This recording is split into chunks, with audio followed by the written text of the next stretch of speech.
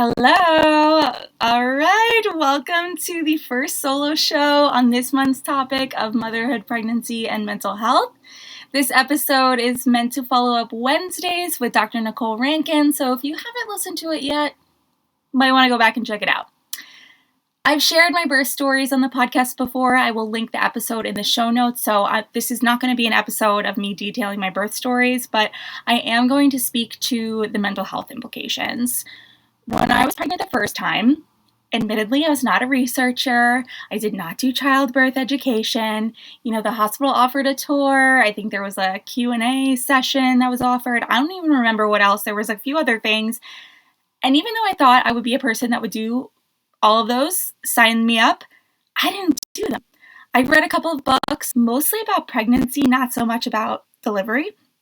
But I just think from a very early stage of pregnancy, I just accepted that whatever is meant to happen will happen.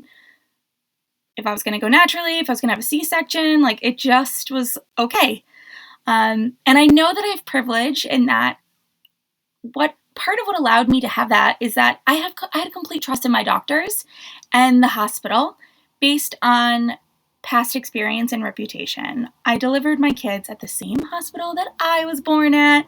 My niece was born there. I have friends from high school who work there or have parents that work there. And I knew of many women and friends who delivered at that hospital, and even with the group of doctors that I was a part of. So I really leaned into this and trusted that I was in incredibly good hands no matter how the birth went. Now, this does go against Dr. Nicole's very wise advice to educate yourself. And truthfully, if anxiety had been more of an issue for me prior to motherhood, I probably would have done more to educate myself, or at least I know that I would have wanted someone like Dr. Nicole to say, hey, you could run a little anxious. This is something you could do to help with that prior to birth.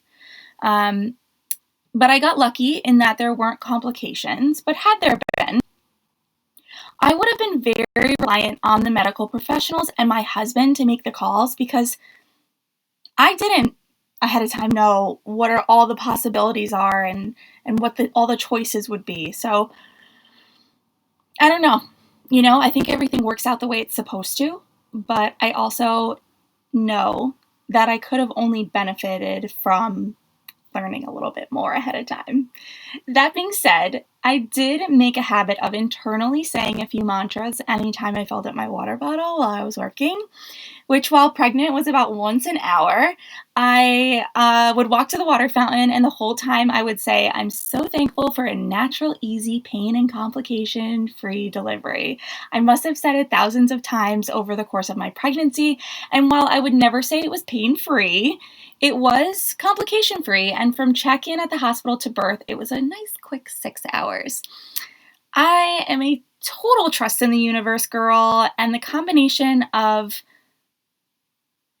my trust in the universe and my trust in my medical team, the hospital, and my husband, who is a researcher, birth and delivery did not really make me anything more than a healthy anxious. I was anxious in the way that our body and our brain train us to be when we are headed into an unknown, a major change, or potential pain. So it was a healthy angst. And what they say is true. By the end of pregnancy, you are so ready to be done that you begin to welcome the idea of birth and delivery, and in many cases, even engage in behavior that will induce labor faster. Now, with my second pregnancy, I of course knew a little bit more about what to expect, and the birth and delivery were so fast that there wasn't time for decisions or even much thought. From check-in to birth was almost exactly 1 hour, but again, none of this scared me. I knew I was in incredible hands, and I also know that I thrive under pressure.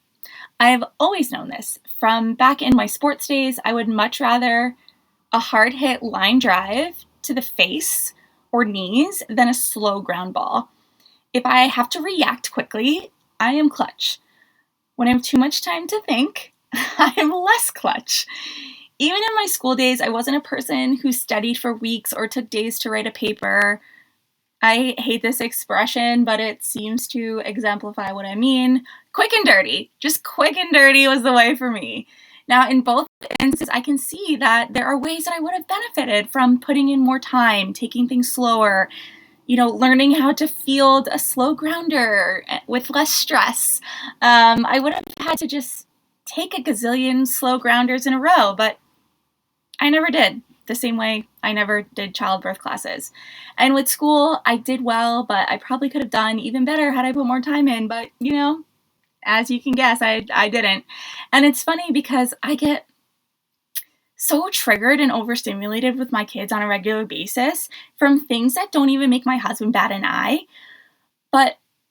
And this is going to connect in a second, but just yesterday, my daughter got stomach sick in the car, and I felt that same energy kick in that allows me to just react, handle, and deal with it. It's like the more intense the situation, the better off I am in many ways. Again, could I have benefited from more education? 1000%. Did I get very lucky that there were no complications? Yes. Yes, I did. And again, I think things work out the way they're supposed to. Now, the way I handled it is not the case for everyone. So check in with yourself, figure out what you need. And if you don't know, then err on the side of more education than not. And, even though my first pregnancy was only about 6 years ago now, I think what is available now is greatly different from 6 years ago. There are so many online courses, coaches, podcasts, and easily accessible and consumable without having to take an in-person birthing class or visit a hospital. I mean, Dr. Nicole is a perfect example. Her offerings are, of course, linked in the show notes. And I would just say, if you are not pregnant or not thinking about having any more kids, do you have a friend or a sister or a cousin that is? And when they're looking to you for advice, maybe this is what you say, take some childbirth education. Hey, I know you run Anxious. I did too. I wish I had done some online courses to just know what to expect, or at least have like a base knowledge. You know what I mean? I'm laughing because looking back, it's actually, I want to say, remarkable that I just didn't really think too much about it. But I guess that was the way it's supposed to be. Anyway, Dr. Nicole said it during the interview, and I will reiterate that educating yourself does not have to be all-consuming or overwhelming. A little bit here and a little bit there from varying sources as you go on a walk or do the dishes or on your lunch break is perfectly perfect. Now, a major point that Dr. Nicole made that I also want to reiterate is that no matter what happens in birth and delivery, none of it is a failure on your part. You've done nothing wrong. As prepared as you can be, birth is unpredictable. That was like the main neon lights sign message that Dr. Nicole wanted to put forward, is that the only thing predictable about birth is that it is unpredictable. And, I keep kind of saying, like, if you're not pregnant or this or that, because I don't know, I believe I'm done being pregnant. I have friends that are pregnant, and I know I'll have more friends that get pregnant again, or, whatever. And so if this message is for you or it's for someone you love and care about, send it to them. If you know someone pregnant, send them Dr. Nicole's episode, send them this episode, or just remind yourself, if you're a partner, that there is no fault on the part of the mom or the birthing partner if things don't go according to plan. So I also want to note that however you feel after giving birth is okay. It might not feel exactly how you've been told it will by well-intentioned family and friends, television, movies, and that's okay. You might need a few minutes to gather yourself and your emotions before deeply connecting with your child or reconnecting with your partner. You might be completely overwhelmed by emotion, but not be able to really tell what emotion it is. Whatever kind of birth you have, and even though our bodies are, biologically designed to do this, it is still a major thing. It's a major event. Your body goes through a lot, and it's okay to feel however you feel.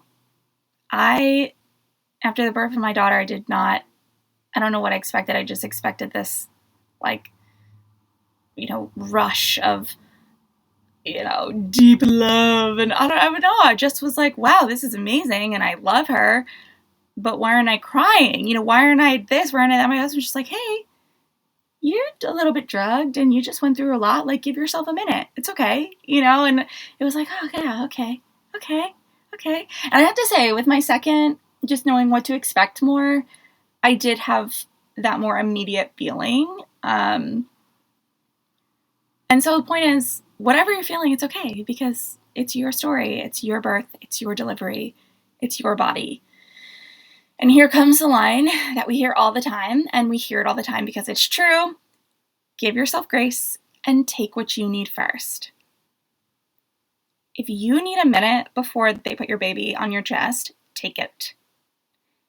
If you need a few minutes more before you try breastfeeding for the first time, take it. Take it. If you need a sip of water, take it. If you want to have a chat with your spouse, do it. Like, this is your birth, your delivery. And once the medical professionals have made sure that everyone in the room is safe and healthy, you do what you want to do.